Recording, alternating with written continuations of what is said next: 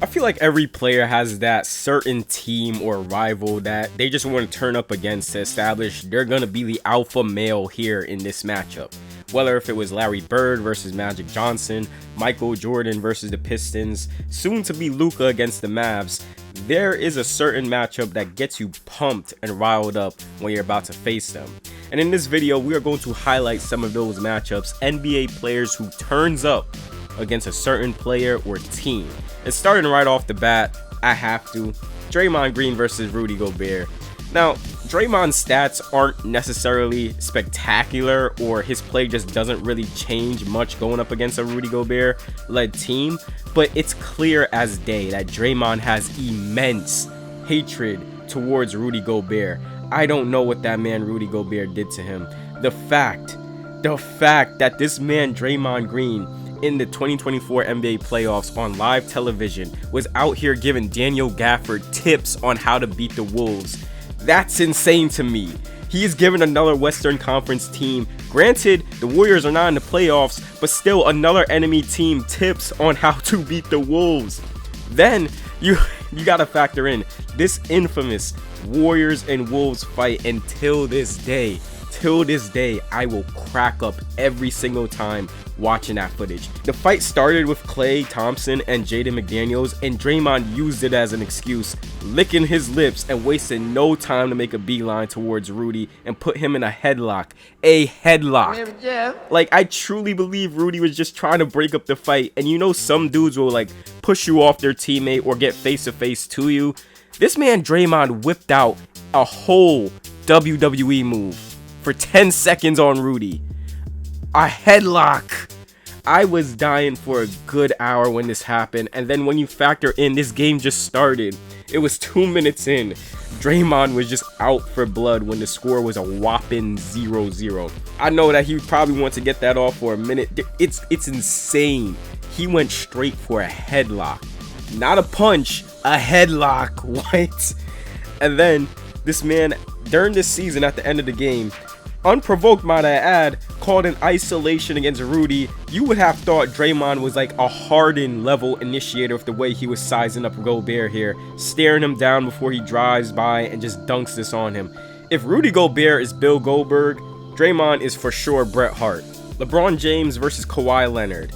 Now, this is a clash of brute force strength and an amazing one-on-one defender who can match LeBron. I don't think these two quote-unquote turned up against each other, but it definitely was a chess match when these two matched up on each other. It's pretty funny because they both defend each other really well, but they also seek out different ways to try and score against each other. LeBron and Kawhi is usually a very fun matchup, the two LA teams facing off, and heck, even when LeBron was on the Heat and Kawhi was on the Spurs, it was always a fun matchup. PJ Washington versus the Oklahoma City Thunder. Now, this is one of my favorites because I don't understand what OKC did to PJ Washington. And it's very clear, OKC fans, y'all don't fear Kyrie Irving. They don't fear Luka Doncic. They don't fear Anthony Davis. But PJ Washington, that man's straight up trauma for them. PJ could be on a bad streak, and I've seen this happen. It was the most bizarre thing. That man PJ could be on a bad streak, but once OKC comes up on the schedule, it is game over. I remember early last season, PJ was playing like dog water to start the season. Literally scored 0 points the game prior, but once OKC showed up on the schedule, the devil magic was in play. Dude dropped 27 points, 17 rebounds. Almost a 30-20 game against OKC after playing like straight dog water to start the season. And I feel bad for OKC fans. In the 2024 NBA playoffs, their season ended due to a PJ Washington 3-point foul, and PJ was just turning into Ray Allen that entire series against them. There were threes PJ was hitting that he never hit before, and I'm just like, what? Even dating back to when PJ was on the Charlotte Hornets, he dropped a 40-piece on them, and his love for destroying the Thunder just got bigger and bigger. And I think the biggest problem of why PJ goes off on them is that sometimes they'll put smaller defenders or guys who can't really match PJ's build, guys like Shea, Wiggins, which kind of allows PJ to post up and take advantage. Also, for some reason, his three ball is just absolutely money when he faces them, even though PJ's kind of a streaky shooter. It is what it is.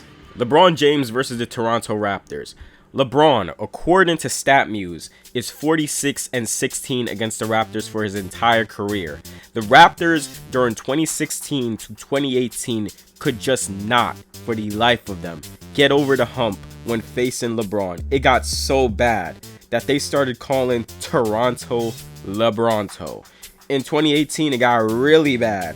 LeBron completely dissected every single coverage thrown at him by the Raptors in the playoffs. On top of that, just hitting crazy jumpers like it was nothing. His rim pressure off of ball screens helped with kick-out passes to his teammates. The Raptors really struggled defending LeBron when he got a head of steam going towards the rim, whether that be in transition or one-on-one. OG Anunoby was the primary defender on LeBron, but he was still just a youngin in the league, and though he did have the body to defend LeBron, oftentimes he defended him pretty conservative, pushing to keep the ball in front than being overly physical with LeBron, and that allowed Braun to just get a head of steam going easily. It wasn't much he can do against that strength and explosiveness. Siakam was also another defender who was put on LeBron, but it was all just the same, and the threat of LeBron's jumper was absolutely real in those playoff games against the Raptors. He made a lot of difficult shots. Jamal Murray versus the Lakers. Jamal Murray more than likely will have a good game against the Lakers, and it's not even just having a good game, but it's the clutch time execution down the stretch against the Lakers that really sticks out too. Murray averages 26 points, 6.7 assists, and 5 rebounds in his career in playoff games against the Lakers, with 2023 being by far his most dominant stretch against the Lakers. Murray's tough shot making made it tough for the Lakers, and the two-man game of him and Jokic absolutely kills them down the stretch. Oftentimes, Murray's just coming off of handoffs with open space for a jumper, and the Lakers would just let him have it because there would just be so much into drop coverage that they would just give up those jumpers. Murray benefits a ton off of Jokic, and in those matchups, it was clear they wanted to shut down Jokic. The Lakers also didn't have a ton of high-level screen navigators or a lengthy defender to really bother Murray, and this allowed Murray to just play with screens and get into his jumper or come off of down screens into handoffs with his defender trailing. Luka Doncic versus the Clippers. This is another reason why Laker fans should absolutely love Luka. If Luka doesn't score 30 or more against the Clippers, I know that man is mad as hell in that locker room because he takes games against the Clippers personally, which is understandable because this is the team that constantly beat him in the playoffs when he was younger, even though he was giving it his all. He averages 32 points, 8 rebounds, and 7 assists in his career regular season games against the Clippers. It's a blend of tough shot making and just taking advantage of defenders who can't really match his size and strength. He'll even pick on Ivica Zubac, constantly screening until he gets a switch with him and then isolate him. And it's not even Luka isolating Zubac to try and blow by him to the basket. Luka will literally take a tough step back 3 against him and hit it on him. I don't know why, but he just makes his shots harder against Zubac for some reason. I don't know what he did to Luka, but Luka really wants to make something clear against him. Honestly, I'm just going to really miss those Luka Mavs versus Kawhi Clippers teams because that was some peak basketball. It had everything. Close games, drama, 2 stars going at it, 2 coaches trying to outdo each other.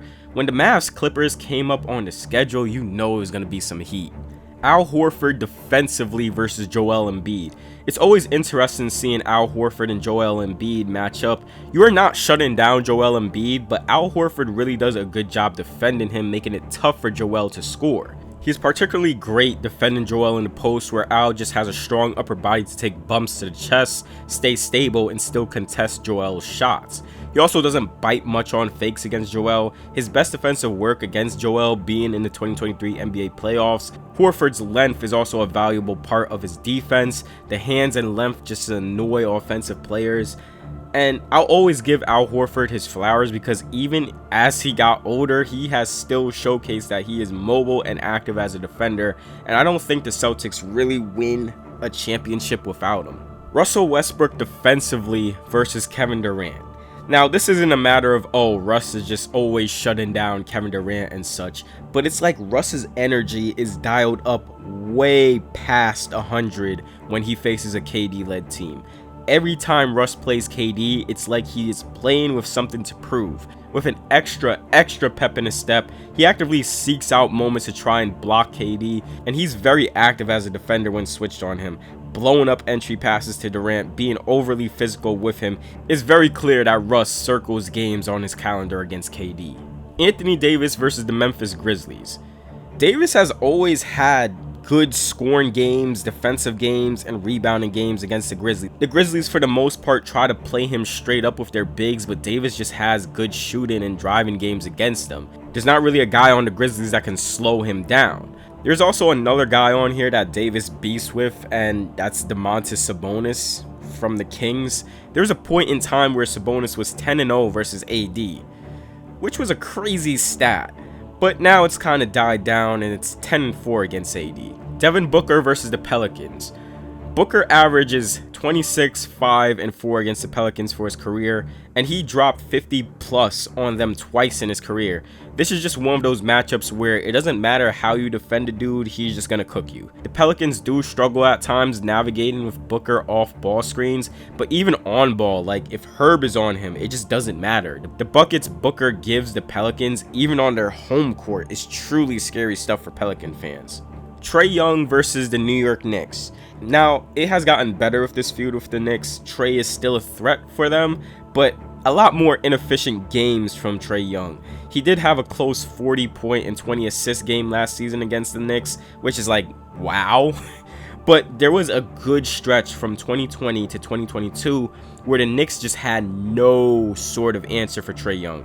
During that time, they didn't really have a strong screen navigator or a defender to really slow down Trae one-on-one. The pick and roll defense the Knicks had with Trae during that time, constant drop coverage, and it was just constant floater after floater after floater after floater, slowly burning the hearts of Knicks fans. I really want to say Brandon Ingram and Anthony Simons to get messy. It's a whole speculated drama about them that y'all can search up on your free time, but I just don't think there's enough tape yet on this. We do have that one game winner Ingram hit on Simons, and maybe if this next season we get more of them, I'll add it to the list, but it's looking like a matchup that, you know, could have some bad blood. Chris Middleton versus the Boston Celtics. From 2017 to 2021, Chris Middleton abused the young Celtics. And I know Celtics fans have nightmares about Chris Middleton because in the regular season and playoffs, Middleton would turn the hell up against them. The thing is, he is hitting contested shots, tough shots against good defense, and he legitimately looks like a superstar against them. And it's fitting because Chris Middleton has that reputation of being inconsistent, but he sure ain't inconsistent against the Celtics during those times. It's also not even just the buckets he gets, but it's the constant clutch scoring down the stretch that really makes him a Celtics killer. That'll wrap it up for this video. What are some other player or team nemesis that I haven't mentioned in this video that you would like to highlight? If you enjoyed the video, please do give it a like and subscribe to the channel for more NBA content like this. For all that being said, y'all, I'll see you all in the next video.